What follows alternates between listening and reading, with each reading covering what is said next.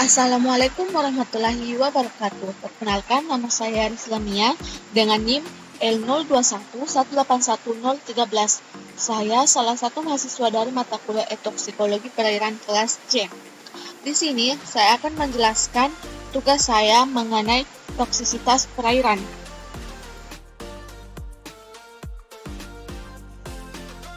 Judul artikel yang saya ambil yaitu uji toksisitas akut logam timbal, krom, dan kobalt terhadap daphnia magna.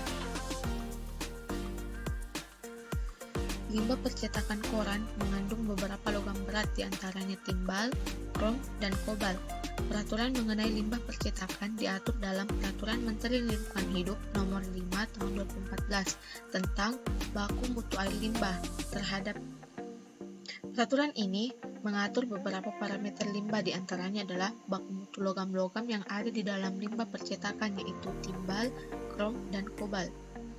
Meskipun tidak menghasilkan limbah dalam jumlah besar, namun karena sifat limbahnya yang berbahaya dan beracun, maka dampak yang ditimbulkan harus diwaspadai. Logam berat sifatnya sangat unik, tidak dapat dihancurkan secara alami, dan cenderung terakumulasi dalam rantai makanan. Pencemaran logam berat menimbulkan dampak negatif bagi ekosistem perairan karena sifatnya yang persisten dan mudah terakumulasi dalam jaringan tubuh biota. Uji toksisitas akut merupakan salah satu bentuk penelitian toksikologi perairan. Uji tersebut berfungsi untuk mengetahui atau mengidentifikasi apakah efluen dan badan air penerima mengandung senyawa toksik dalam konsentrasi yang menyebabkan toksisitas pada organisme akuatik. Parameter yang diukur biasanya berupa imobilisasi atau kematian hewan uji. Hasilnya dinyatakan sebagai konsentrasi yang menyebabkan 50% kematian hewan uji atau LC50 dalam waktu yang relatif pendek 1-4 hari. Adapun bioindikator toksisitas perairan yang sering digunakan yaitu ikan, crustacea, dan alga. Daphnia magna sebagai wakil dari crustacea dalam pengujian toksisitas akut. Penggunaan Daphnia magna pada penelitian ini karena Daphnia magna merupakan hewan uji yang paling sensitif terhadap bahan kimia seperti logam berat, berperan dalam ekologi sebagai sumber makanan, laju pertumbuhan yang cepat, tingkat reproduksi yang tinggi, dan siklus hidup yang pendek. Jika keberadaan Daphnia magna terancam oleh pencemaran logam berat, maka akan mengurangi sumber makanan di perairan dan berisiko terhadap akumulasi dan dari kontaminasi logam berat untuk rantai makanan selanjutnya. Adapun alat dan bahan yang digunakan yaitu alat yang pertama ada akuarium dan aerometer. Akuarium dan ukuran 30 cm x 25 cm x 20 cm sebanyak 3 buah, dan aerator yang digunakan untuk kultur Daphnia magna. Kemudian ada botol berukuran 100 ml sebanyak 30 buah digunakan untuk wadah uji. Selanjutnya yaitu ada gelas ukur. Gelas ukur yang berukuran 50 ml digunakan untuk mengukur larutan uji. Selanjutnya ada pipette test digunakan untuk memindahkan Daphnia magna. Selanjutnya ada ammeter, geometer, dan termometer digunakan untuk mengukur parameter fisik dan kimiawi. Bahan yang digunakan yaitu ada larutan artificial PB sebanyak 0,3 mg per liter dan larutan krom 0,8 mg per liter dan larutan kobalt sebanyak 0,9 mg per liter sesuai dengan konsentrasi logam pada limbah cair industri percetakan. Kemudian ada Daphnia magna yang berumur kurang dari 24 jam. Adapun metodologi yang digunakan yaitu ada 3, ada aklimatisasi hewan uji, kemudian ada uji pendahuluan dan uji dasar. Aklimatisasi dilakukan masing-masing untuk uji pendahuluan dan uji dasar. Uji pendahuluan ini adalah dilakukan dengan menggunakan botol vial berukuran 100 ml. Setiap botol vial berisi larutan artifisial PB, CR, dan CO dengan konsentrasi 100%, 50%, 25%, 12,5%, 6,25%, dan 0% sebagai kontrol. Konsentrasi ini dipilih karena berdasarkan pendapat dari UNCEPAD pada tahun 2002, yaitu nilai faktor pengenceran lebih dari 0,5 digunakan untuk menentukan konsentrasi limbah yang akan diuji. Setiap botol vial diisi 50 ml larutan artifisial dan 10 ekor Daphnia magna. Kemudian pada uji dasar adalah sebagai lanjutan dengan prosedur yang hampir sama dengan uji pendahuluan. Pada uji dasar ini digunakan konsentrasi pencemaran yang dipersempit atau berada dalam rentang konsentrasi terendah dan tertinggi.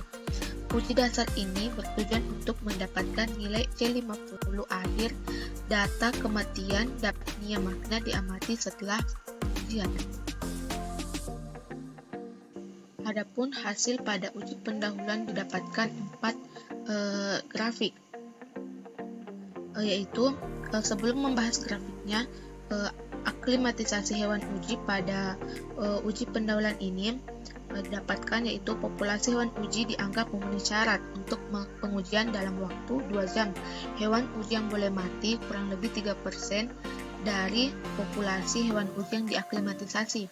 Daphnia magna bertahan hidup 100% atau tidak ada kematian setelah diaklimatisasi selama 2 jam, sehingga Daphnia magna yang diaklimatisasi layak dijadikan hewan uji.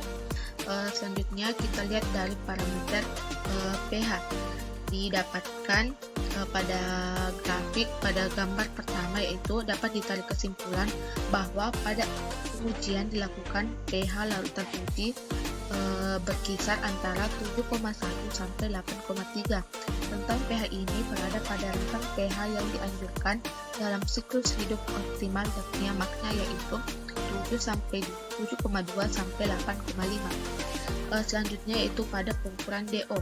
Pada uji pendahuluan dapat ditarik kesimpulan bahwa pada pengujian dilakukan DO larutan uji berkisar antara 5,0 sampai 6,6 mg per liter. Rentang DO ini berada di atas DO yang dianjurkan dalam siklus hidup optimal Daphnia magna, yaitu di atas 3 mg per liter.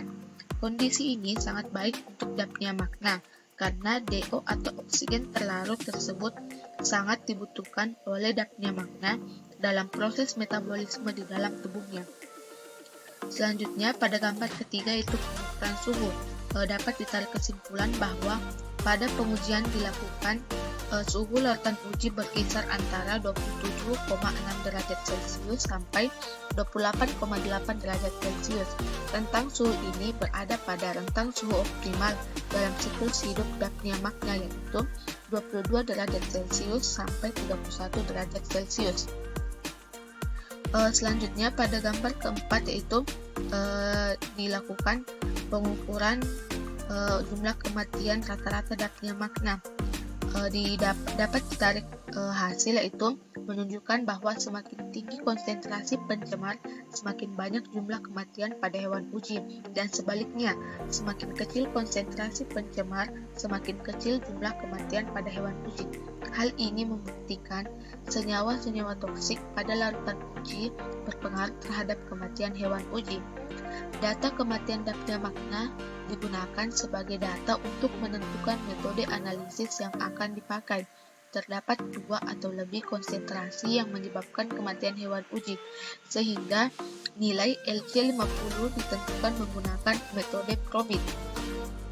Setelah diolah pada program Probit, didapatkan nilai LC50 logam Pb, Cr, dan Co terhadap Daphnia magna adalah 5,060% dengan batas tertinggi pada konsentrasi 10,150% dan terendah pada konsentrasi 0,046%. Batas konsentrasi ini digunakan sebagai referensi konsentrasi untuk menentukan uji dasar. Selanjutnya pada uji dasar didapatkan hasil yang pertama untuk aklimatisasi hewan uji. Sebelum melakukan uji dasar, dilakukan kembali aklimatisasi hewan uji seperti sebelumnya pada uji pendahuluan. Dapnia magna yang berumur kurang dari 24 jam dimasukkan ke dalam akuarium selama 2 jam. Dapnia magna mengalami kematian 5 ekor dari total populasi aklimatisasi 320 ekor. Pada aklimatisasi ini, Dapnia magna mati kurang dari 3% dari populasi total, sehingga Dapnia magna yang diaklimatisasi layak dijadikan hewan uji. Selanjutnya, untuk pengukuran pH didapatkan hasil, yaitu dapat ditarik kesimpulan bahwa pada pengujian dilakukan pH larutan uji berkisar antara 7,4 sampai 8,1. Rentang pH ini berada pada rentang pH yang dianjurkan dalam siklus hidup optimal Dapnia magna, yaitu 7,2 sampai 8,5. Selanjutnya pada gambar 6, yaitu pengukuran DO. Dapat ditarik kesimpulan bahwa pada pengujian dilakukan DO larutan uji berkisar antara 5,0 sampai 6,6 mg per liter. Rentang DO ini berada di atas DO yang dianjurkan dalam siklus hidup optimal Dapnia magna, yaitu di atas 3 mg per liter. Kondisi ini sangat baik untuk Dapnia magna karena DO atau oksigen terlarut tersebut sangat dibutuhkan oleh Dapnia magna dalam proses metabolisme di dalam tubuhnya. Kandungan DO merupakan indikator penting kualitas perairan karena DO berperan dalam proses oksidasi dan reduksi bahan organik dan anorganik dalam air. Apabila kadar DO di air tidak tersedia dalam jumlah yang cukup, akan menyebabkan kualitas air menurun dan dapat mengakibatkan kematian pada perairan. Selanjutnya, pada pengukuran suhu dapat ditarik kesimpulan bahwa pada pengujian dilakukan suhu larutan uji berkisar antara 27,6 derajat Celcius sampai 28,8 derajat Celcius. Rentang suhu ini berada pada rentang suhu optimal dalam siklus hidup Dapnia magna, yaitu 22 derajat Celcius sampai 31 derajat Celcius. Selanjutnya, nilai LC50 pada uji dasar dapat ditarik hasil, yaitu hasil dari program produk didapatkan nilai LC50 logam Pb, Cr, dan Co terhadap Dapnia magna adalah 1,052% dengan batas tertinggi pada konsentrasi 0,000% dan terendah pada konsentrasi 1,798%. Nilai LC50 ini merupakan nilai akhir dari pengujian toksisitas. Nilai LC50 ini dikonversi masing-masing ke konsentrasi toksikan. Didapatkan nilai LC50 masing-masing logam, yakni LC50 logam Pb 0,003 mg per liter, LC50 logam Cr 0,008 mg per liter, dan LC50 logam Co didapatkan 0,009 mg per liter. Kesimpulannya, semakin tinggi konsentrasi logam Pb, Cr, dan Co yang terdapat dalam limbah, maka kematian Dapnia magna semakin besar, sehingga nilai Lc juga akan semakin besar. Begitu juga sebaliknya. Kecenderungan logam Pb, Cr, dan Co terhadap nilai Lc dengan nilai rata-rata yaitu 0,983 menunjukkan bahwa konsentrasi logam sangat kuat mempengaruhi nilai Lc. Presentasi dari saya, kurang dan lebihnya mohon dimaafkan. Assalamualaikum warahmatullahi wabarakatuh.